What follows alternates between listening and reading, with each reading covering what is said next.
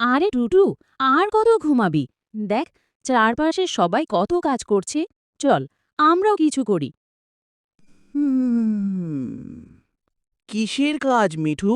দেখ না, চারদিকে কত গাজর। আমার তো কোনো অভাব নেই।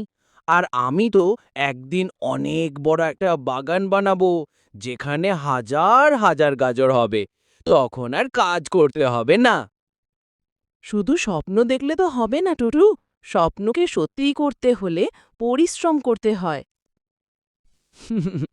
উফ, তুমি শুধু পরিশ্রমের কথা বলো।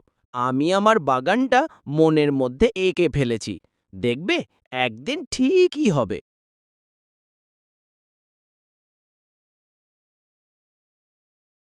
কয়েকদিন পর টুটু খাবারের সন্ধানে এক পুকুরের ধারে হাঁটছে।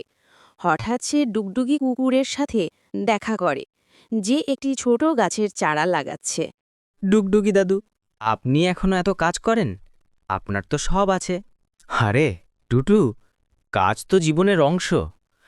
আজ এই চারাটি লাগাচ্ছি, কারণ একদিন এটি বড় গাছ হবে আর অনেক ফল দেবে। আজ থেকে শুরু না করলে তো কাল ফল পাবো না, তাই না? কিন্তু আমার তো মনে হয় একদিন বড়লোক হয়ে গেলে আর কাজ করার দরকার নেই। টুটু, পরিশ্রম ছাড়া বড়লোক হওয়া যায় না। আর বড়লোক হওয়া মানে শুধু টাকা বা সম্পদ নয়, নিজের স্বপ্ন পূরণ করতে পারাটাই আসল বড়লোক হওয়া। তুমি যে স্বপ্নের বাগানটা বানাতে চাও, সেটার জন্য কি কিছু করেছ? দেখ, এই গাছটা এমনি এমনি বড় হয়নি। এর পেছনে অনেক পরিশ্রম আছে। সূর্যের আলো, বৃষ্টির জল আর মাটির পুষ্টি লাগে।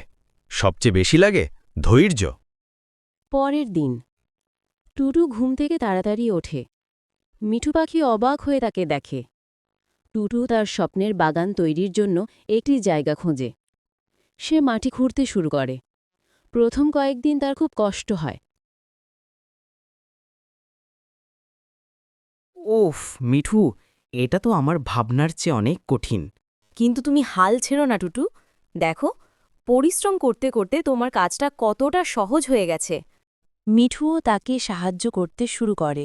তারা দুজনে মিলে মাটি তৈরি করে, বীজ পোঁতে এবং প্রতিদিন জল দেয়।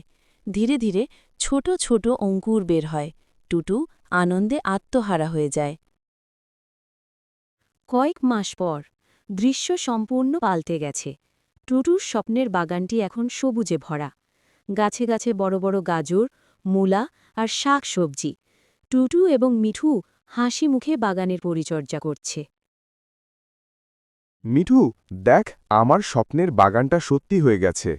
হ্যাঁ টুটু, তুমি পেরেছ, কারণ তুমি তোমার স্বপ্নকে সত্যি করার জন্য পরিশ্রম করেছ। হঠাৎ ডুগডুগি কুকুর সেখানে আসে। সে বাগানের সৌন্দর্য দেখে খুব খুশি হয়।